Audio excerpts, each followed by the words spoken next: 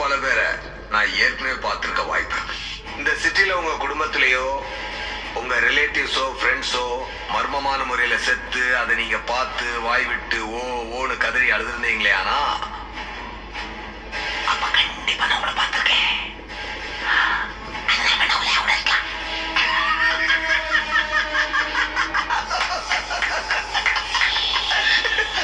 ஜனத்தொகையை கட்டுப்பாட்டுல வச்சுக்கிறதுல கவர்மெண்ட், பூகம்பம், tea tsunami அதோட எனக்கும் கொஞ்சம் பங்கு இருக்கு. இது வரைக்கும் என் நிழல கூட குதிரையா முடிச்சு வச்சிருந்தேன்.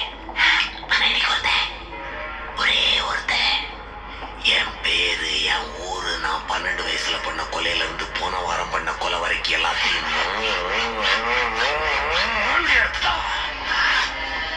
என் தம்பியை பிடிச்சிட்டான்.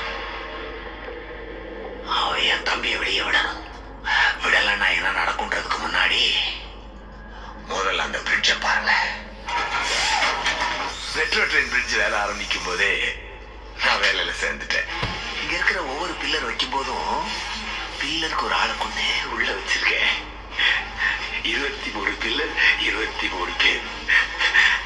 உங்க வீட்டுல யாராவது காணாம போயிருந்தா இந்த பில்லர் உள்ள இருக்க சான்ஸ் இருக்கு. பேரு டீடைல் பின்னால வருது. மெட்ரோ ட்ரெயின் ஓபன் பண்ண அன்னைக்கு தான் வெளியே விடணும்னு இருந்தேன்.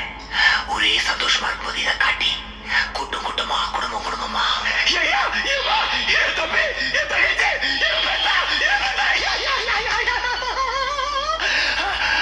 இப்படி எல்லாரும் விதவிதமா ஓலமிட்டு அழுகிறத பார்த்து சந்தோஷப்படணும்னு நினைச்சோம். ஒருத்தனால எங்க சந்தோஷம் பாதியில நிக்குது. அவன் என் தம்பியை இப்ப வெளியே விடணும்.